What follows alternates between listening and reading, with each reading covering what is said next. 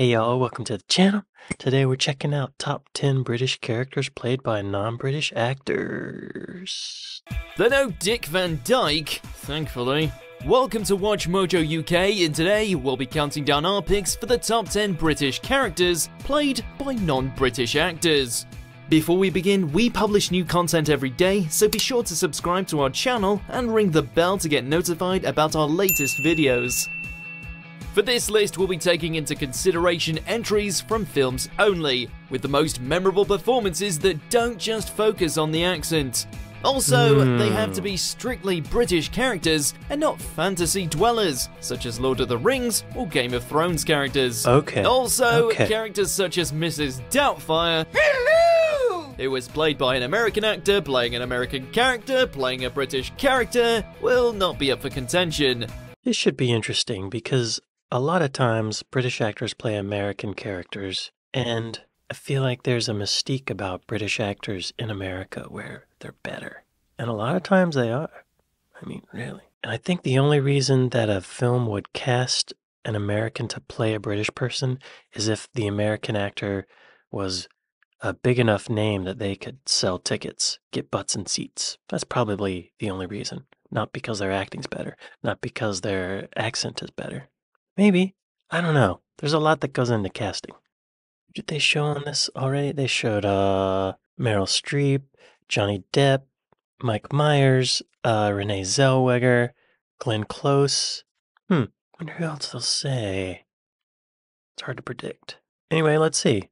Who? Number 10, Cruella de Vil, 101 Dalmatians franchise. Close. Anita, those dazzling dogs. A truly spotless performance here by Glenn Close as everyone's favourite yet most dreaded fashion designer. Born in Greenwich, Connecticut rather than Greater London, we all forgot Close wasn't British when she transformed into one of British cinema's most iconic villains. Take the drawing from Anita and hand it to me. Is that difficult?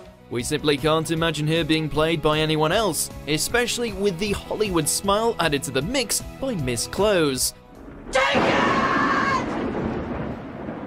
She has since revealed that she based her vocal enunciations on Joanna Lumley's Patsy from Absolutely Fabulous, which seems fitting for someone whose personality is far from black and white. Okay, so that's not the top 10 actors, it's the top 10 characters.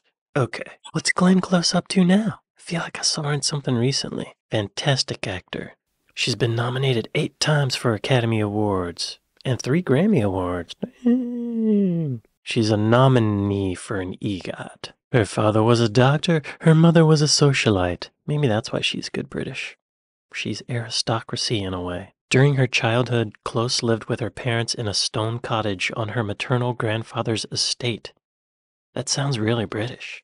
Oh, she's related to Princess Diana through her 7 times great-grandparents, and some of her ancestors were slaveholders. She also has a tangential connection to Marjorie Post, who was once married to her grandfather, Edward Bennett Close. She comes from money. Marjorie Post is as in Post cereal, I believe, right? Who once owned Mar-a-Lago, where the orange guy is, right? Wow. Look at that face. Look at that face. I think she's played a man in something, and she was very convincing. It was good. She has the capacity to be so terrifying. If you ever saw Basic Instinct. Is that what it was? No, Fatal Attraction. Fatal Attraction. Michael Douglas. Very good. Terrifying. Number 9, Lara Croft. Lara Croft Tomb Raider franchise. Return the iron to the stone's embrace. The wheel of heaven will turn. This game-to-film adaptation may have had viewers split in terms of how well it was received, but that's not to say the starring role didn't play it well. Angelina Jolie, who hails from the state of California, embodied the cinematic rebirth of this iconic pixelated powerhouse. Her English accent wasn't all that bad either, perhaps down in part to her marriage with train-spotting actor Johnny Lee Miller. Right on target. Thank you, boys. Over and out. Despite being remade in 2018 with the Swedish Alicia Vikander in the lead, many will still consider Angelina to be the best and original Lara Croft. Get them out of here. I never saw that film. I'm sure she did really well. She's a great actor. She was married to who? Johnny Lee Miller. Oh, he looks familiar. Covenant, The Crown, Alice, Settlers, Great British Theatre, Funny Face Elementary, T2 Trainspotting. Dexter? Yeah, he was Sick Boy in Trainspotting. Okay, that's probably where I first saw him. Yeah, probably waking up every morning listening to him chatter about whatever. Probably would give her a really good British accent. Moving on. Number 8, Margaret Thatcher, the Iron Lady. Right honourable gentlemen could perhaps attend more closely to what I am saying. Although some hardcore Thatcherites may have been furious at the casting of an American in such a role, there was no need to panic.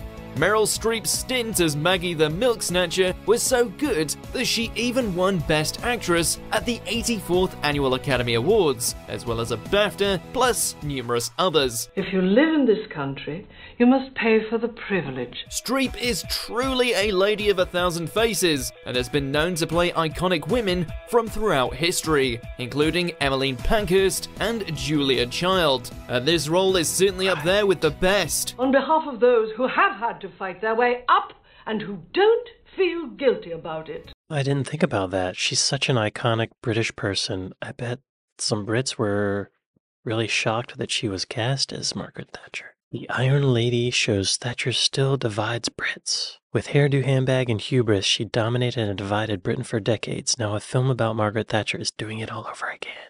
Meryl Streep is great with wigs and accents. You can't beat her. Streep's eerily evocative, pitch-perfect performance looks likely to earn her 17th Academy Award nomination. Yes, she won. One lawmaker has demanded a parliamentary debate, telling the House of Commons he was disturbed by the film. I just wonder why the filmmakers had to go so heavily on the mental illness, the dementia side, when Baroness Thatcher has had a very important life in the politics of this country and the world. Said Rob Wilson. It left me wondering about the humanity of the filmmakers who are very subtly denigrating someone who was a great prime minister. So I'm not really seeing much about the fact that Meryl Streep, an American, was cast as Margaret Thatcher. It's more about how the story depicted Margaret Thatcher. That's the issues most people seem to be having. Give her another Academy Award. Number 7, Virginia Woolf, The Hours. Only I can understand my own condition. Although it's easy to forget that she's from Australia, Nicole Kidman's transformation, prosthetic nose and all, into the brilliant but tragic author could have had us all fooled into thinking she was from South Kensington. It is not! It is mine! I'm dying in this town! Her, along with her co-stars, won several accolades for their performances in a film that spans multiple timelines and follows 3 women who are all dealing with the effects of suicide in one way or another. They are all linked by Woolf's novel, Mrs. Dalloway, and the film's themes are similar to those in the book. Someone has to die in order that the rest of us should value life more. I feel like it would be easier for an Australian to do a British accent than an American because of the soft R thing. But maybe not. I don't know. It's very different. Nar, I don't think Sar. Wow, she started in 1983 as a 16-year-old. Wow. What did she win an Oscar for? Oh, right, this film that I'm looking at. Right. I loved her in the others. It was great. Great film. Number 6, Sweeney Todd. Sweeney Todd, the demon barber of Fleet Street. What may I do for you today, sir? Stylish trimming of the hair. Played by the man who is apparently at his best when with sharp objects in or at his hands, the evil hairdresser is up there with Johnny Depp's best roles. This murder-happy musical set in 19th century London is as gruesome as it is great, and the titular character remains captivating for the duration, although still not as creepy as his Willy Wonka. His singing wasn't so bad either, and Depp, who is pretty much an honorary Englishman at this point anyway, apparently practiced his vocals for the role without a coach during the filming of Pirates of the Caribbean at World's End. Interesting. He does have a good British accent. He's a good actor. Personally, don't really like musicals that much, except for Book of Mormon. It was brilliant. Sweeney Todd. Oh, that character's been around since the 1800s. I've never seen Sweeney Todd. Is it a comedy? It seems like it could easily be a comedy. I hope it's a comedy. It's a lot of killing. The original story of Sweeney Todd is from an older legend that may contain motifs from even earlier stories. There's a Swedish diary from the middle of the 17th century, but it may have also happened in Paris. In Charles Dickens' Pickwick Papers, the servant Sam Weller says a pieman used cats for beefsteak, veal, and kidney, according to the demand, and recommends that people should buy pies only when you know the lady has made it and is quite sure it ain't kitten. Claims that Sweeney Todd was a real person were first made in the introduction to the 1850 edition of The String of Pearls and have persisted to the present. In 2 books, Peter Haining argued that Sweeney Todd was a historical person who committed his crimes around 1800. Nevertheless, other researchers who have tried to verify his citations do not find anything in these sources to verify. Probably wasn't real. Number 5, Austin Powers. Austin Powers franchise. Oh, behave. Yeah. He has graced our screens with some of the best comedy characters to date, but arguably this big-toothed Lothario is his crowning glory. Although Canadian, Mike Myers not only spent time in England, but both his parents are actually Liverpudlian. That's Naturally, right. Myers drew on his British heritage to get into character, and the hairy, shagadelic double agent is quotable, lovable, and is never more than 5 minutes away from a good old-fashioned British innuendo. I think you're shagadelic, baby. You're switched on. You're smashing. Austin is an agent worthy of parodying James Bond, and his legacy lives on at fancy dress parties everywhere. I miss Austin Powers so much. I wish he was still making those movies. Maybe I'll make another one. I don't know. I had the pleasure of meeting Mike Myers once. The recording studio I worked at in New York is where they recorded some voiceover stuff for Shrek, back before Shrek was out. And I got to meet him. I remember the day we met, we were both wearing black turtlenecks. And he was very kind, very funny. He's a good man. Very talented. Oh my God, so talented. Hey Mike, I know you're watching. I hope you're doing well. You probably don't remember me. Which is sad, but true. Oh well. I hope you're doing well. Guess me in your next project. Number 4, Elizabeth I, Mary Queen of Scots. It's a fine day, isn't it? From all the way down under, this Aussie actor's transformation into the Tudor monarch was pretty extreme, a far cry from Harley Quinn in Suicide Squad. Forgetting all things Aussie, Margot Robbie did a stand-up job of portraying the red-headed monarch, leading to several Best Supporting Actress nominations during the subsequent awards season. We could do worse than to place her on the throne of England. This, of course, isn't the first time an Australian has played the Queen in question either, with Kate Blanchett embodying her in 1998's Elizabeth. Right. Whether She's Good Australian. Dame of Blokes and Bloody Sheilas was said at any point is still to be confirmed. I love Margot Robbie's acting. I need to see that film. I have not seen it yet. What's wrong with me? IMDb. Margaret Robbie. What year did that come out? I feel like it was a long... There it is, right? Mary Queen of Scots. 2018. It's got a 6.3 out of 10 stars. Not great, but worth seeing probably. Who else is in this? Saoirse Ronan. The first time Saoirse Ronan and Margot Robbie saw each other in character was during the scene where they meet for the first time. They rehearsed separately, and Robbie's scenes were completed the day Ronan began hers. Huh. Queen Elizabeth I never ruled Scotland, which led to protests about the regional number 2 used by the late Queen Elizabeth II. In the 1950s, after Elizabeth ascended to the throne, a post box in Scotland marked E2R was blown up, and lawyer Ian Hamilton fought a court case against the use of Elizabeth II in Scotland.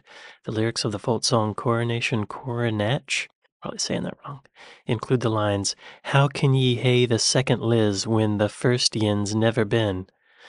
Wow, didn't know all that. In an interview, the director Josie Rourke said the meeting of the two queens was inspired by the 19th century play Maria Stuart, in which Mary and Elizabeth I talk face-to-face on stage. The whole conception of the film for me was around that meeting. We really wanted to have our version of that famous scene with these two women looking at each other and being confronted with their choices, their personal choices, their political choices. It's a moment that's deeply personal. I want to see this now. Number 3, Freddie Mercury, Bohemian Rhapsody. Roger, there's only room in this band for one hysterical queen. A great modern biopic about the legendarily untouchable Queen frontman, this film is one of the movie talking points of 2018.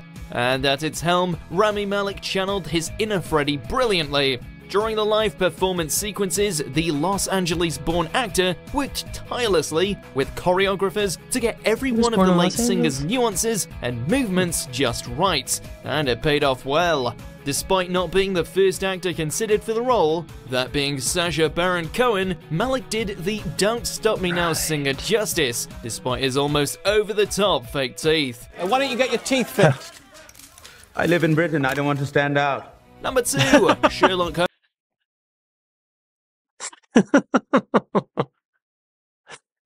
I've seen that film, but I don't remember that part. Yeah, Rami Malek, great actor. It's really funny too. Great on Saturday Night Live. It's great on what was that show where he played a hacker? Sometimes when an actor wins an Oscar, they get stuck in their career and they don't get offered the same caliber of roles anymore. Mr. Robot is the name of that show. He was in Oppenheimer for a little bit. I did notice that. Oh, he was a villain in a Bond movie, No Time to Die. Yeah, he seems really talented and very funny. I hope he goes on to bigger and better things. I know you're watching, Rami. I'm on your team. I'm a fan. Guess me next project. Number 2, Sherlock Holmes. Sherlock Holmes franchise. Judging by your arsonist toolkit, you're here to burn down the building and extinguish all evidence therein. There have been many actors to have taken the role of the famous deer stalker-wearing detective, but despite the seemingly odd choice of casting a New Yorker, Robert Downey Jr. is up there with the best. He's a New Yorker? Adopting a very upper-class way of speaking, combined with his Hollywood features, Downey provided a fresh twist on Baker Street's revered consulting detective. My mind rebels at stagnation. Give me problems, give me work. It proved to be a good decision too, as his wide appeal managed to bring in an estimated $62.4 million on its first weekend in the US alone. Oh, first weekend. Elementary, my dear Watson. You never complained about my methods before. He's great. He just won an Academy Award this year for Oppenheimer. It's hard to believe that there was a time when his career was doing horribly and he was kind of considered, I wouldn't say a joke, but like a tragedy. And now he's on top of the world. Or, I don't know, maybe he is or not. I don't know his personal situation, but career-wise, he's doing great. But he's from New York, is that right? Let's get a Wikipedia. He was born in New York City. I thought he was a LA dude because his dad was an actor, born in Manhattan. I think he made like $75 million for one of the Marvel movies, like one of the last ones, just from royalties, residuals. When you start getting that much money, I think the world can be a crazy place, and you start to lose your footing. But he seems pretty down to earth still. He seems like he's still locked into his core principles. So good for him. I'm proud of you, Robert. I'm proud of you. Doing it. Good. Good work. Cast me the next project. Before we unveil our top pick, here's some honourable mentions. I was in a group called The Creatures, which was a skippable group. I was in Lovely Lads. I'll get cracking on this appointment, then catch up with you. The story of our life, Jane? Let's keep my martini cool. He's not British? I grew up running on all fours. It changed the bone structure. Oh, if you truly believe in your hearts that you are free, then I say we can win. Kevin Costner just showed up on another video I reacted to. I think it was Americans doing British accents. And crazy that in this film, sometimes he has a British accent, but most of the time he does not. And we still believed it. We still believed he was Robin Hood. It's such a glaring mistake that you have to imagine that it was intentional. That maybe Kevin Costner realized that more American audiences will come to see the film if they hear the lead character speaking in an American accent. Or maybe maybe Americans will feel like they relate to him more or have more empathy for him if he has an American accent. Maybe he just got tired of doing the accent. Maybe it was just that. Maybe he didn't even think of it. I don't know. It's fascinating though, isn't it? The balls on this guy to just throw away the accent. Maybe it's something to admire and not something to admonish. What does admonish mean? Before I use it. Or reprimand someone firmly. Well, I'm definitely not going to reprimand Kevin Costner. Way to go, Kevin. You're doing it. And he's got that TV show Yellowstone that everyone's begging for more of. And he's like, we'll get to it. Good business, man. Way to go, Kevin. Mr. Costner, excuse me. Number 1, Bridget Jones. Bridget Jones franchise. Oi! Oi! She's Oi. awkward, she's unfortunate, she's fantastic, she's all of us. Bridget. Hang on. Was that Salman Rushdie? Yes, it is. Forgot he was in that. Bridget is one of UK cinema's most beloved characters, and she isn't even played by a British person. All in all, Renee Zellweger's accent is pretty good and far removed from Texas, as are her mannerisms, and thanks to 2 follow-ups from the first installment, there is plenty of Bridget Jones to go around. There's a lot to be desired about her, whether it's her big pants or her love of wine, and audiences just can't help but root for her in every situation she finds herself in. Oh my god, you're pregnant. I'm pregnant. Renee Zellweger is an amazing actor. I think she has an Academy Award for Cold Mountain. Is that right? I think that's right. She's the first Renee that pops up on IMDb. I can't talk, y'all. There's an awards section on here. Her nickname is Zelly. Won 2 Oscars. 2? Judy! Right. Oh my god. I forgot that was her. I saw that movie. I totally forgot that was even her. I forgot she won for that. Oh my gosh. Wow. Yeah, she deserved it. She was nominated for Chicago and nominated for Bridget Jones' Diary in 2002. Well, good for her. Way to go, Renee. You're doing it. Yeah. Keep it up. Good work. Get me your next project. Interesting video. Do Brits get kind of perturbed that non-Brits play British characters? I would imagine they do. Because in America, so many British actors play American characters that American actors are like, what? Hey, what? Hey, what about us? What about us? That I can imagine Brits probably feel the same. Such a crazy industry. Crazy, crazy, crazy industry. Well, thank you all for watching this with me, and I'll see you next time. Later.